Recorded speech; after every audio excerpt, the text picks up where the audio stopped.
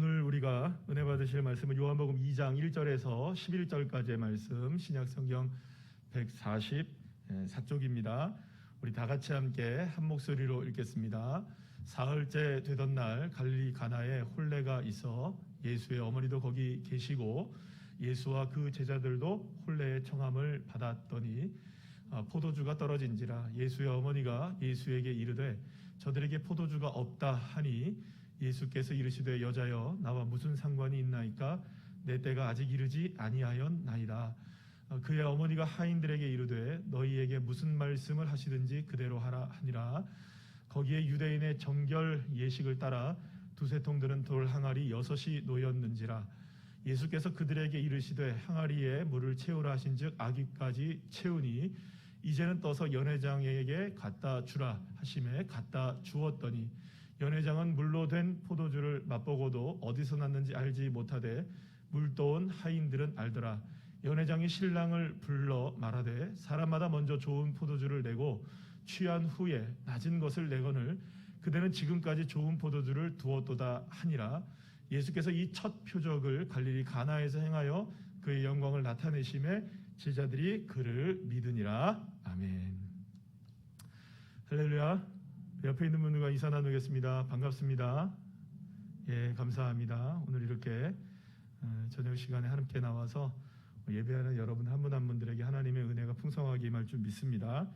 오늘 우리가 함께 읽은 말씀은 너무나 잘 아는 가나 혼인잔치의 그 본문의 말씀입니다. 다 내용을 너무나 잘 아실 테지만 오늘은 제목을 이렇게 적어봤습니다. 다 같이 한번 따라해볼까요? 시작. 기적의 중심에 서서라는 제목을 가지고 함께 은혜를 나눠보도록 하겠습니다. 사전을 보게 되면 기적이라는 말의 뜻을 이제 그 표현하기를 사람으로서는 할 수 없는 신비한 능력 이렇게 표현되어 있습니다. 다시 말해서 기적이라는 것은 사람이 가진 능력에 뿌리를 둔 것이 아니라 그러니까 무언가 사람에게서 시작되는 것이 아니라 기적은 무언가 다른 것에서도 시작되는 것이 기적이다라는 것이죠. 그러면 우리가 하나님을 믿는 사람들로서 기적은 오직 누구에게만 그 뿌리와 근원이 있겠습니까? 우리 사람이 아니라 하나님에게로부터 임하는 것. 그러니까 기적은 다른 것이 아니라 하나님께로부터 나오는 모든 것들은 다 기적입니다. 그러니까 우리 인간에서 나오는 것이 아닌 하나님에게서 나오는 모든 것들은 다 기적이라고 볼 수가 있어요. 그래서 사실은 우리가 단순하게 생각할 때 호흡하는 것도 기적이다 이런 얘기를 하잖아요. 그러면 여러분 생각해 보세요. 그 호흡이 기적이라고 얘기한다면, 우리가 걸어 다니는 것이 기적이라고 한다면, 예를 들어서 우리가 밥을 먹는 것이 기적이라고 얘기를 한다면 그건 다 어떤 의미가 있겠어요? 밥을 먹든 우리가 걸어 다니든 호흡을 하든 그것의 출발점은 다 누구에게 있다는 겁니까? 이게 하나님께 있기 때문에 기적이 되는 겁니다. 여러분, 우리의 삶이 일상의 모든 것들이 기적이 될 수 있는 방법이 딱 있어요. 이것만 깨달으면 이제 오늘 본문 이제 말씀 끝내도 되는데, 여러분들 믿질 않아서 좀 더 하겠습니다. 이게 무슨 말이냐면, 그러니까 우리가 기적이 무엇인지를 알게 되면 날마다 기적을 누리는 거예요. 그러니까 내가 오늘 누구를 만났다, 이게 누구로부터 만났느냐를 우리가 믿음으로 고백하면 그 만남 자체가 기적이 되는 거죠. 왜냐하면 그거는 내가 해서 될 일이 아니라 누가 시작하신 일이시니까. 그러니까 하나님께서 시작하신 일이라고 믿는다면 기적이 되는 거예요. 그러니까 인간으로서 내 힘으로 됐다고 생각하면 기적은 아니지만 모든 것이 하나님으로부터 시작됐다고 믿는다면 기적이 되는 겁니다. 예를 들어서 내가 말하자면 열심히 일을 해서 돈을 10,000원을 벌었다, 10만 원을 벌었다, 1,000만 원을 벌었다, 1억을 벌었다. 여러분, 그것이 내게로부터 임한 것이 아니라 이거는 하나님이 하신 일이야 라고 하면 그 돈 100원을 벌든 10,000원을 벌든 1,000만 원을 벌든 1억을 벌든 그 모든 것들은 무엇이 되느냐? 기적이 되는 거예요. 아멘이세요? 그러니까 100원으로도 기적을 누릴 수 있는 거고요. 1억으로도 기적을 누릴 수 있는 거예요. 그런데 100원으로 기적을 누릴 수 있는 사람은 1억으로도 기적을 누릴 수 있지만 때로는요, 이렇게 많은 것들로만 기적을 누리려고 하는 사람들이 많아요. 그래서 여러분들 100원도 기적이라는 사실을 기억하셔야 됩니다. 오늘도 내가 걸어가고 살아가는 이유가 하나님께로부터 나왔다라고 믿는다면 다 기적인 거예요. 그러니까 여러분, 오늘 기적을 하나도 체험하지 않았다고 생각하시는 분들이 계실 거예요. 그러면 그 사람은 어떤 사람인 겁니까, 여러분? 그럼 믿음이 없는 사람이죠. 그러니까 모든 것들의 출발점이 하나님으로부터 나왔다고 믿는다면 기적인데 하나님으로부터 나왔다고 생각하지 않으니 기적이 없는 거예요. 그러니까 여러분들 오늘은 이렇게 생각해 보니까 억지로라도 생각해 보면 기적인가요, 아닌가요? 대답을 안 하시는데, 아이 그런 걸 어떻게 기적이라고 얘기해요? 그게 아닙니다, 여러분. 기적의 본질을 아셔야 되는 거예요. 그러니까 제가 말하는 게 아니라 사전에 말하고 있는 거라니까요. 사람으로부터 할 수 없는 신비한 능력, 사람은 못한대요.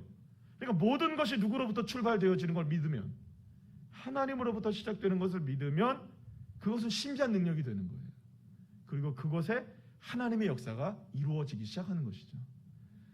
사랑하는 여러분, 기적은 멀리 있지 않습니다. 우리의 일상이 기적이고요, 하나님으로부터 시작되는 모든 삶이 되시기를 간절히 축복합니다. 그래서 여러분, 사실은 뭐 성경의 이야기를 다 떠나서라도 저와 여러분의 삶 속에 내가 오늘 지금도 이렇게 살아가고 있는 것이 기적이야 라고 믿는다면, 그러면 이미 여러분들의 삶 속에는 무엇이 써내려가고 있는 걸까요? 하나님의 기적의 역사들이 써내려가지고 있는 겁니다. 믿습니까? 그것이 우리가 통념적으로 생각하는, 통상적으로 생각하는 기적, 뭐 예를 들어서 정말로 이루어지지 않을 것이 이루어져서 일어나는 기적, 뭐 이런 거 있잖아요. 그러니까 우리가 통상적으로 말하는 기적, 그런 것들을 통해서도 하나님의 기적이 일어나지만, 때로는 우리가 원하든 원치 않든 어떠한 상황에 우리가 처해 있든, 우리가 두려운 상황에 있든 어려운 상황에 있든 힘겨운 상황에 있든, 그 상황조차도 누구로부터 시작되었음을 믿을 때, 주님으로부터 함께 한다는 사실을 믿으면 그 상황도 무엇이 되는 걸까요? 그 기적이 되는 거예요. 아멘을 안 하셔서. 이런 건 아멘하기 힘들죠, 그죠? 근데 이럴 때 아멘을 해야 진짜 믿음인데. 조금 늦었지만 봐드릴게요. 그러니까 여러분, 우리가 그 신앙의 개념들을 잘 정립하는 게 대단히 중요합니다. 그러니까 이런 것들을 제대로 혼돈하게 되면은 자꾸 기복적인 신학에 빠지게 되는 거예요. 기적을 어떤 기준으로 놓게 되는 겁니까? 자꾸 우리의 삶에 어떠한 일들이 이루어지는 것을 기적으로 놓게 되는 거예요. 그래서 오늘도 가나의 혼인잔치에서 이 기적의 모습들 속에 우리가 아주 중요하게 봐야 될 것이 있어요. 뭐냐 하면, 잔치가 벌어졌는데 잔치 행을 깨는 포도주가 떨어졌던 거예요. 그런데 그때 갑자기 예수님의 어머니 마리아가 뭐라고 얘기하느냐? 예수님을 불러다 놓고 이렇게 얘기를 해요. 이 집에 무엇이 떨어졌다? 잔치집에 포도주가 떨어졌구나, 이렇게 얘기를 해요. 이거는 물론 두 가지 의미가 있습니다. 하나는 예수님에게 이야기한 걸 수도 있고, 예수님에게 뭔가 좀 해봐라, 이렇게 이제 그 부탁 아닌 부탁을 한 것처럼 돼 보여요. 그러나 이것을 또 다른 측면에서 본다면, 아유 어떡하냐, 이 집에 포도주가 떨어졌네 라고 하면서 마치 독백처럼 한 것처럼도 느껴져요. 그러니까 어떤 분은 그렇게도 느낄 수 있고, 어떤 분은 예수님에게 부탁한 거라고 얘기하는 분들도 계세요. 그래서 이거는 뭐 듣는 사람의 입장에서 달라지는 거예요. 그런데 여러분, 그때 예수님이 뭐라고 얘기하냐면, 2장 4절 말씀 한번 보실까요? 2장 4절 말씀 한번 볼까요? 2장 4절에 뭐라고 나옵니까? 여자여 나와 무슨 상관입니까? 라고 이야기해요. 여러분, 굉장히 매몰차죠? 예수님이 이게 여자여, 여러분 혹시 이게 여자여 이렇게 했다고 여러분들 예수님이 좀 너무 이렇게 좀 예의가 없다 이렇게 생각하시면 안 됩니다. 이 여자여라고 하는 표현은 굉장히 이렇게 우리로 치면은 여러분 여자여 이러면 이상하잖아요, 그죠? 근데 여러분들 그 마담 하면 괜찮은 겁니다, 그죠? 우리나라의 마담은 이상한 거잖아요.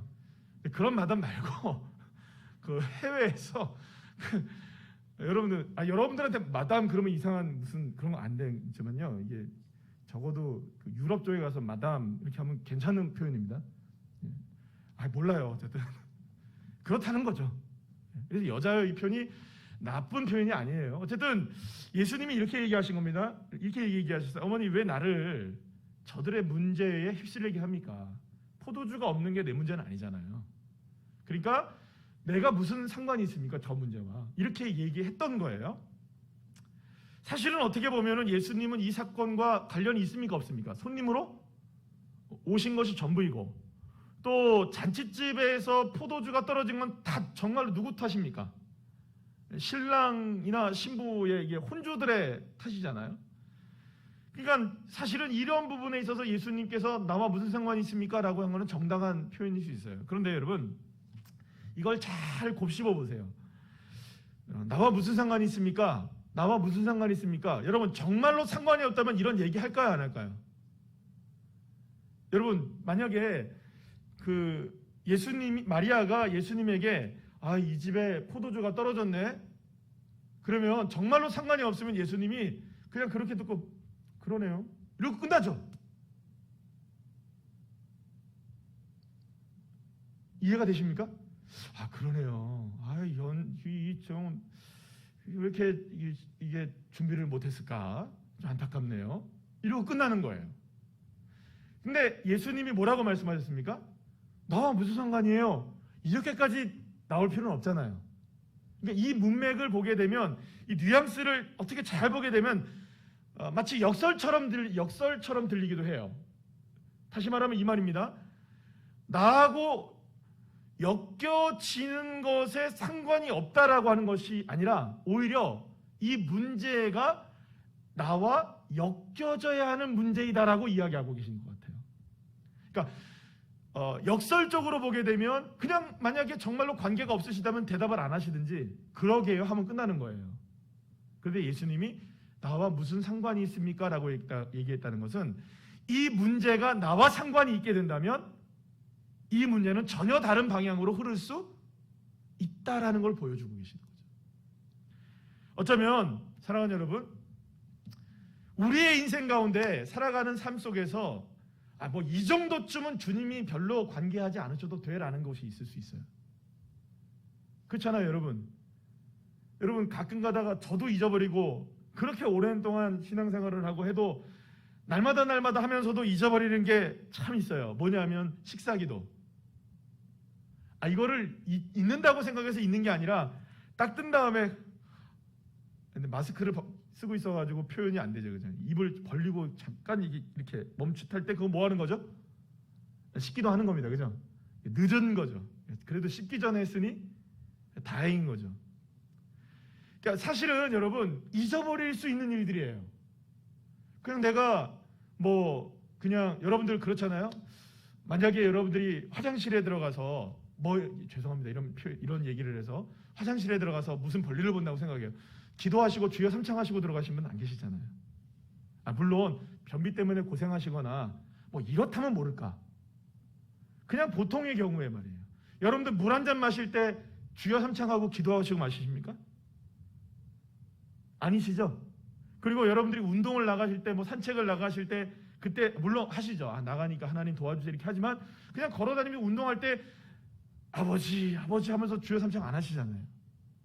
그러니까 우리가 생각할 때 아주 사소한 일들이든지 그냥 넘어갈 수 있는 문제들도 있어요, 사실은. 그것까지 이런 것까지 생각하는 것들이 있을 수 있다는 거예요. 그러나 예수님은 오히려 저와 여러분에게 그러한 것들을 향하여 무엇이라고 말씀하실까라고 생각해 보면, 내가 그것과 무슨 상관이 있니? 그거 네가 알아서 해 라고 얘기하시지 않으시고, 주님은 어쩌면 그 작은 것, 아주 사소한 것들이라 할지라도 큰 것이든 작은 것이든 그 모든 것들에 상관없이 주님은 우리의 모든 인생에 상관하고 계시고 싶어 하신다는 것입니다. 그래서 여러분, 예수님은 아예 우리 안에 들어오시기를 원하시는 거예요. 그래서 요한복음 15장 5절 말씀 우리 다 같이 한번 읽어볼까요? 시작. 나는 포도나무여 너희는 가지라. 그가 내 안에 내가 그 안에 거하면 사람이 열매를 많이 맺나니 나를 떠나서는 너희가 아무것도 할 수 없음이라. 주님은 아예 뭐라고 얘기하시냐면 우리를 떠나지 않는다고 분명히 말씀하세요. 그러니까 떠나지 않으실 뿐만 아니라 아예 우리와 함께 계신다는 거예요. 이 말은 무슨 말입니까?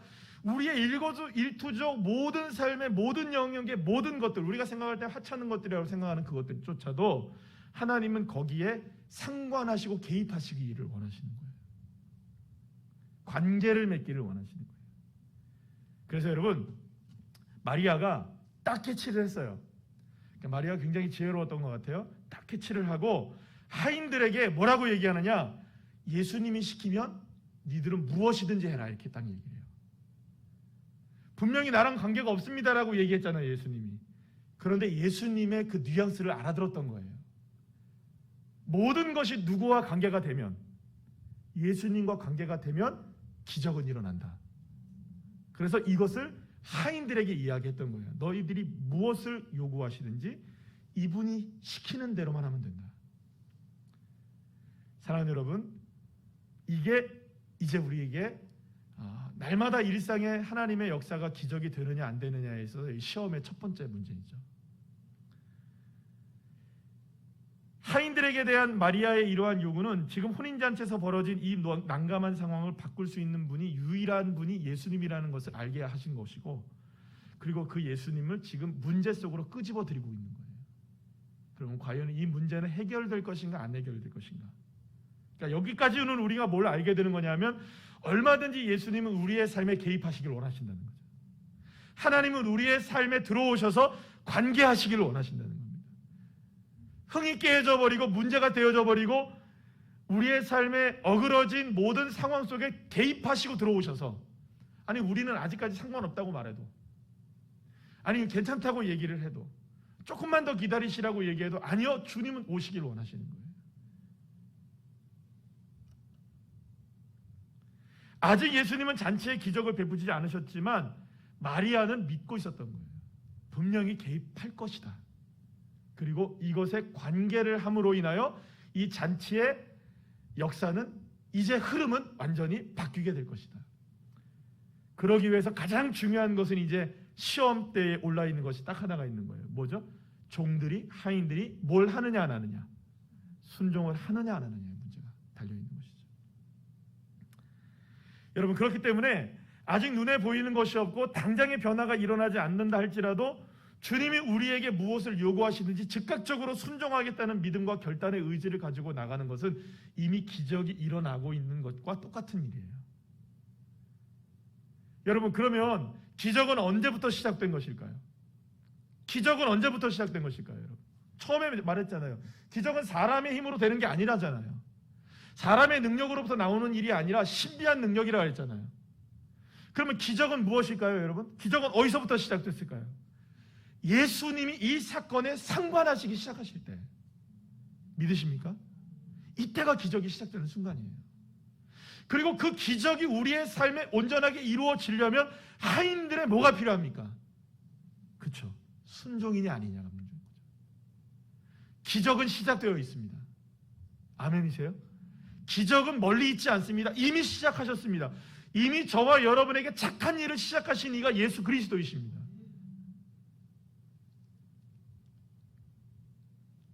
예수님은 하인들에게 뭐라고 얘기하냐면 항아리 6개가 있었어요. 그게 어떤 항아리냐면 다 손 씻는 항아리들이에요. 물 떠놓는 거. 그러니까 그 물은 뭐 그렇게 깨끗한 물도 아닌 거예요. 이미 그 항아리에 물들을 많이 썼겠죠, 그죠? 왜냐? 손님들이 많이 와서 손을 다 씻었을 테니까 이제 항아리가 비었을 거예요. 그래서 예수님이 항아리를 가득 채우라고 명령을 합니다. 근데 이 종들이 어떻게 하느냐? 하인들이 그것을 아구까지 다 채워요. 자, 여기까지는 여러분 누구나 다 할 수 있는 일이에요. 왜냐하면 뭐 시키는 대로 하면 되니까. 여러분, 물 채우는 건 어려운 일 아니잖아요. 물 채우는 것을 가지고 뭐 이걸 논리적으로 따지고 묻고 따질 일은 아니잖아요. 그러니까 물 채우라고 하면 채우는 것으로 하면 돼요. 그냥 뭐 이거는 뭐 그렇게 어려운 문제가 아니에요. 여기까지는 누구나 다 순종을 해요. 근데 그 다음에 문제인 거죠. 예수님이 뭐라 하냐면 너희들이 떠서 채운 그 항아리를, 물로 채운 그 항아리를 연회장에게, 연회장이라는 건 연회 이런 장이 아니라 연회를 담당하고 있는 리더가 있었어요. 근데 그 연회장에게 갖다 주라는 거예요. 그 지금 하인들도 생각이 있는 사람들 아니에요. 지금 뭐 때문에 지금 문제가 됐는데 포도주가 떨어졌다는 것을 알고 있잖아요. 그리고 자기들에게 지금 물을 채우라고 해도, 아니 그렇다 할지라도 이 물을 채운 것이지 포도주는 아니잖아요. 이게 지각은 있잖아요. 누가? 하인들이 적어도요. 아니 이거를 갖다 주라고 한다? 왜 이 손 씻는 물을 연회장에게 갖다 줘야 되지? 이걸 왜 하객들에게 줘야 하지? 분명히 물이잖아요. 자기들이 채웠으니까 알 거 아니에요. 이때 하인들은 생각을 했어야 됐고 결정을 했어야 됐어요. 하나는 이 물을 연회장에게 갖다 주라고 명령하신 예수님께 이렇게 얘기하는 거죠. 아니 예수님, 연회에 필요한 것은 포도주이지 물이 아니지 않습니까? 게다가 이 물은 어떤 물입니까? 손을 씻는 물을 갖다 주는 것은 이거는 아니지 않습니까? 라고 얘기할 수 있는 거예요. 두 번째는 뭐냐면 그냥 있는 그대로 갖다 주라면 어떻게 하면 됩니까? 갖다 주라. 갖다 주면 되는 거예요. 여기서 이제 갈림길에 서게 됩니다. 그러나 여러분, 하인들이 기억해야 했던 것이 있었어요. 누구의 말입니까? 마리아의 말이었어요. 마리아가 뭐라고 했죠? 뭘 시키든지 그대로 해라. 그러니까 너희들의 생각과 너희들의 판단보다 지금 말씀하시고 생각하시고 일을 이루시는 이분의 생각이 훨씬 더 뛰어나다. 그러니 너희들은 니들이 생각하는 것, 니들이 계획하는 것, 너희들이 본 것, 들은 것, 이런 것들 다 그걸로 판단하지 말고 이분이 시키는 대로만 순종하면 된다라고 누가 얘기했습니까? 마리아가 얘기했어요. 그러면 여러분, 여기에서 하인들이 해야 할 것은 무엇이었습니까? 자신의 판단이 아닌 순종. 누구에게? 말한 것들에 대한 순종인 거예요. 그리고 그대로 했어요. 그때는 연회장은 왜 갑자기 항아리, 이게 물 손 씻는 항아리를 갖고 들어오나 했던 거예요. 근데 그 뚜껑을 열어봤더니, 여기서 여러분 성경을 보게 되면은 뭐 하인들이 이런저런 설명을 했다는 얘기가 안 나와요. 그죠? 설명을 할 수가 없었을 거예요. 왜냐하면 자기들도 알았을까요? 몰랐을까요? 이게 지금 포도주가 될 것이다라고 믿었을까요? 안 믿었을까요?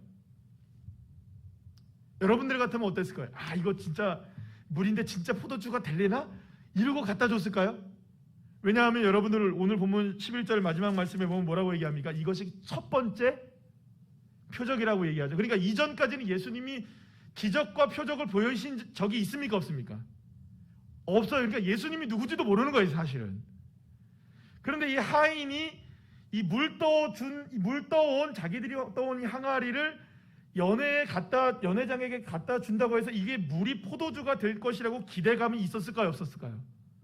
전혀 없었을 거예요. 어쩌면 연회장에게 혼날 수도 있다라는 마음이 오히려 더 크지 않았을까요? 그냥 그렇게 생각해 볼 때. 왜냐면 왜 갑자기 항아리에 물을 갖다 주는 거야?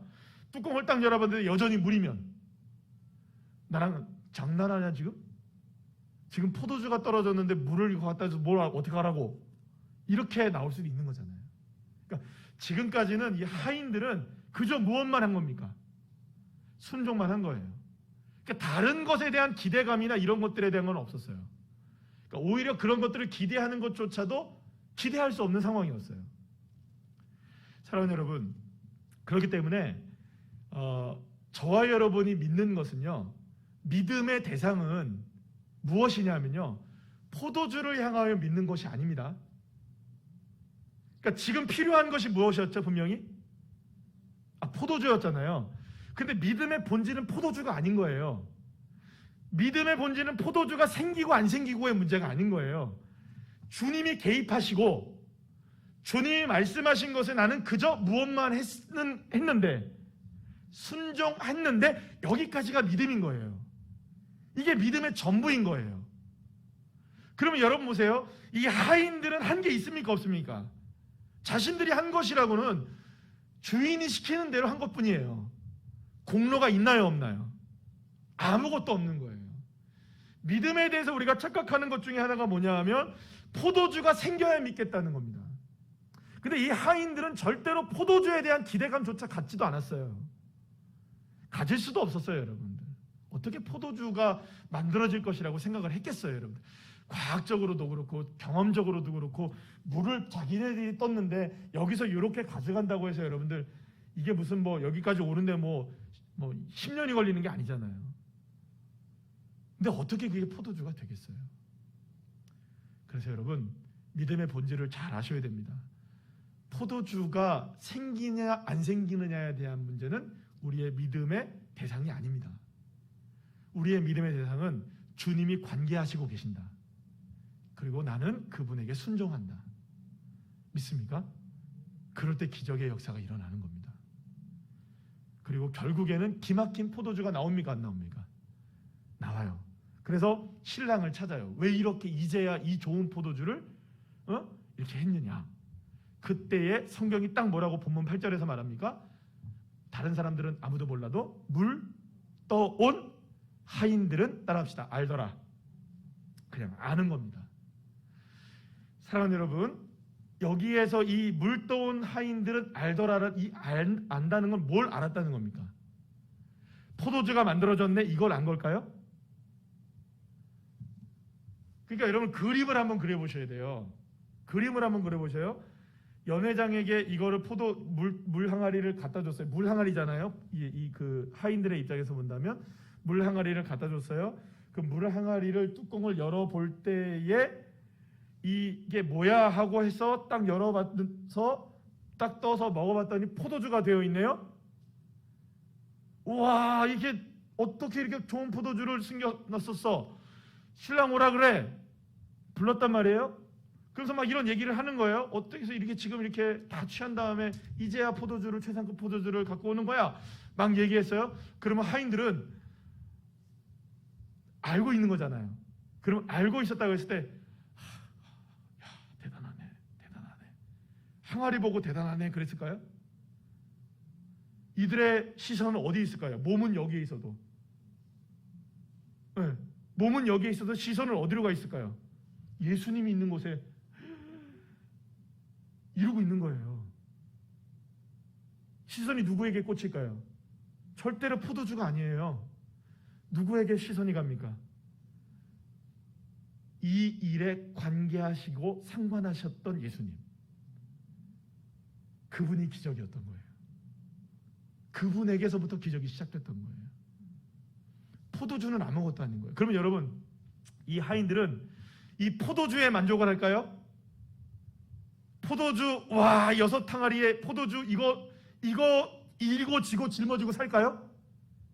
나 같으면 어떡하겠어요? 여러분 같으면 어떡하겠어요? 누구 쫓아가야 돼요 지금?